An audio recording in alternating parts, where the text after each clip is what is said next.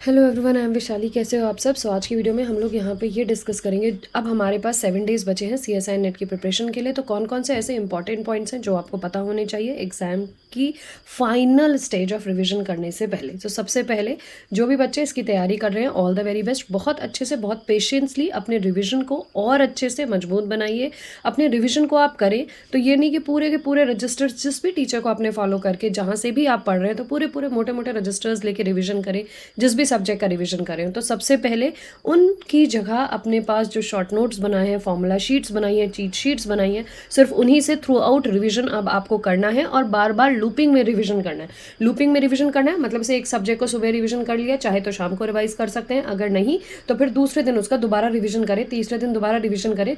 7-8 दिन ही है हाथ में, तो इसमें बेस्ट तरीके से फॉर्मूला शीट्स के थ्रू, शॉर्ट नोट्स के थ्रू इनका रिवीजन करें। दूसरी बात, जब रिवीजन करें तो बहुत ही फोकस्ड होके करें।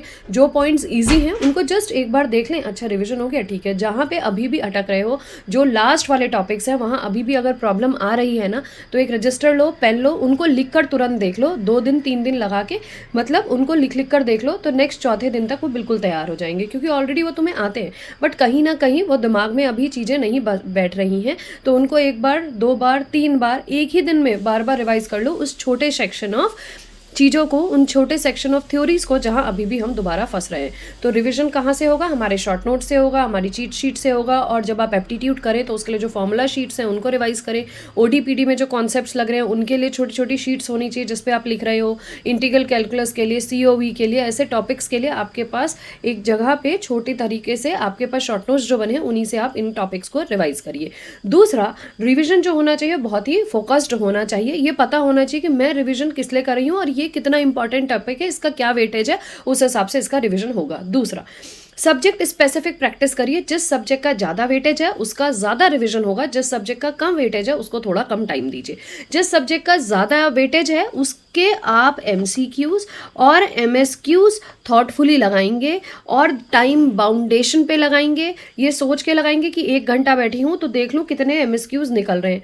कोई रैंडम क्वेश्चन पेपर निकालिए 2020 का, 2021 का, और पार्ट C लेके बैठिए और फिर देखिए इसमें से लीनियर अलजेब्रा के कितने क्वेश्चंस मेरे हो पा रहे हैं, रियल के कितने क्वेश्चंस हो पा रहे हैं, ODPD के कितने क्वेश्चंस हो पा रहे हैं। तो आपको यहाँ पे क्या करना है, कोई भी 1 घंटे का टाइम स्लॉट लगा के अपने आप को कोई भी क्वेश्चन पेपर्स निकाल के उनके MCQs कर लीजिए, फिर उसके MSQs कर लीजिए। तो MCQs MSQs अलग अलग सॉल्व करेंगे तो ब्रेन को भी पता रहेगा कि इस तरीके के क्वेश्चंस इस टॉपिक से MCQs से उठेंगे, इस तरीके के क्वेश्चंस MSQs के लिए उठेंगे।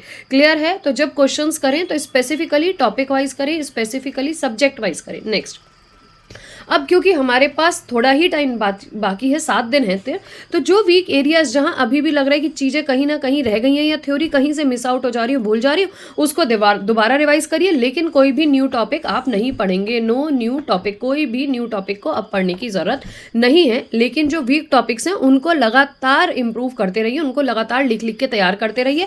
और जहाँ पे टॉपिक लग रहा है ना कि ये वाले में कहीं मैं यहाँ दोबारा फंस रही हूँ, तो क्या करो, उसके लिए उसी टॉपिक के MCQ लगा लो, चाहे सॉल्व देख लो चाहे अनसॉल्व देख लो, उन्हीं के MCQs लगा के उनको दोबारा रिवाइज कर लो। नेक्स्ट, कोई भी नया टॉपिक आप अब रीड नहीं करेंगे। Next, 3 hour sitting is must with the help of mock test और PYQs। अब हमें क्या करना है, क्योंकि हमें 7 दिन बाद अपना एग्जाम देना है, ठीक है, तो हमें वो ब्रेन या माइंडसेट इस तरीके से चाहिए कि एक तो हमारी बॉडी 3 घंटे बैठे और माइंड लगातार कामली उस 3 घंटे पे हमारे साथ काम करे कि हम पहले तो क्वेश्चन समझ जाएं, ये हमें करना है, जल्दी से समझें, उन क्वेश्चंस को सही करें, आंसर्स को सही टिक करें और आगे बढ़ जाएं। तो इसके लिए सबसे बेस्ट तरीका है, आप मॉक टेस्ट कर रहे हैं तो बहुत अच्छी बात है, आप 1-2 दिन में एक मॉक टेस्ट लगा लीजिए, या फिर कोई रैंडम PYQs उठाइए, ईयरली 21 का, 22 का, 23 का, 24 का, उसको 3 घंटे का टाइम स्लॉट लगा के करने बैठ जाइए। प्रिंट आउट निकालिए, रजिस्टर में सॉल्व कर लीजिए, कोई दिक्कत नहीं। ऑनलाइन उठाइए, ऑनलाइन देखिए, पेपर में सॉल्व करिए। तो ऑनलाइन करेंगे तो it will be more good, क्योंकि आपको स्क्रीन टाइम के रिस्पेक्ट में क्वेश्चंस को सॉल्व करना भी आएगा, स्क्रॉल करने में जो टाइम लगता है वो भी आएगा, और हाथ, क्योंकि हम लोग ज़्यादातर रजिस्टर्स में काम करते हैं या फ़ोन पे काम करते हैं, लैपटॉप पे कम करते हैं, तो इसलिए वो आप जो है ना कीबोर्ड में जब फटाफट उंगली दबाएंगे और माउस की हेल्प से उसको स्क्रॉल करेंगे तो आप माइंड भी आपका उस तरीके से वर्क करने लग जाएगा। तो 3 घंटे की सिटिंग ज़रूर करनी है, चाहे तो 7 दिन है, 2 घंटे 2 दिन लगा लो, आज कर लो, कल का दिन छोड़ दो, परसों लगा लो। तो 2 बार 3 घंटे की कर लोगे ना, तो चौथे दिन से ब्रेन खुद काम करने लगेगा उस तरीके से कि कौन सा क्वेश्चन जल्दी पढ़ना है। भले ही तुम कर चुके हो पूरे पूरे क्वेश्चन, लेकिन उससे 2 बेनिफिट हो जाएंगे। एक तो 3 घंटे की सिटिंग में बैठ जाओगे, ब्रेन कैसे काम करेगा कामली वो बॉडी सीख जाएगी। दूसरी बात कि क्वेश्चंस रियल क्या रहे तो सॉल्व करो, कॉम्प्लेक्स क्या रहे तो सॉल्व करो, ओडीपीडी क्या रहे तो मिक्स क्वेश्चंस मिल जाएंगे। तो यहाँ पे your brain will be start working like this कि जो भी क्वेश्चन आ रहे हैं, अगर हमारा पढ़ा हुआ टॉपिक है तो हम उसको सेलेक्ट करके सॉल्व करेंगे, और नहीं है तो जस्ट उसको डिस्कार्ड कर देंगे। तो ये चीज़ भी यहाँ पे तुम सीख लोगे। नेक्स्ट, इसके बाद ये ध्यान रखो, जितना भी आप काम कर रहे हो, जो भी आप तैयारी कर रहे हो, अब 7 दिन हाथ में है तो बिल्कुल भी डीमोटिवेट होने की कतई ज़रूरत नहीं है। अपने आप को पॉजिटिव रखिए, क्योंकि पॉजिटिव माइंडसेट आपको आगे बढ़ने में बहुत हेल्प करेगा। अगर आप हर समय सोचेंगे ना यार ये क्वेश्चन नहीं हो रहा, दूसरा बच्चा तो ये कर रहा है, मैं तो नहीं कर पा रही हूँ, उसने तो 4 क्वेश्चन कर लिए, मेरे से तो लीनियर ही नहीं हो रही, वो तो कॉम्प्लेक्स ओडीपीडी पढ़ चुका है, जो जो कर चुका है उसको करने दीजिए।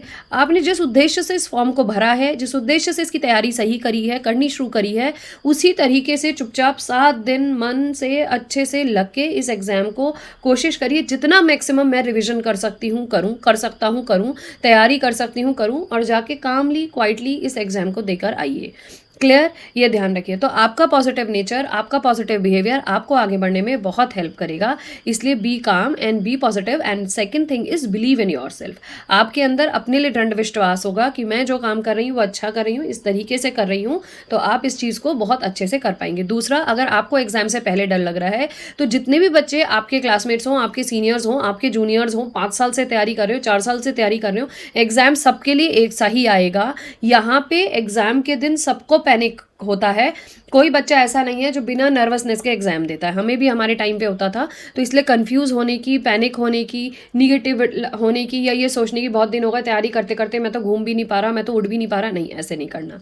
इस समय जो टाइम है उसको फोकस्ड होकर पढ़ाई करो, पॉजिटिव माइंडसेट से, जैसी तैयारी कर रहे हो वैसे ही करो, और जब थको तो थोड़ी देर रिलैक्स कर लो या फिर पेरेंट्स के साथ अपना टाइम स्पेंड कर लो, ठीक है। उसके बाद फिर तैयारी करनी शुरू कर दो। So all the very best for your exams. तो बहुत अच्छे से तैयारी करिएगा। मुझसे कोई भी हेल्प चाहिएगी तो ज़रूर चैनल के थ्रू मुझे बता दीजिएगा।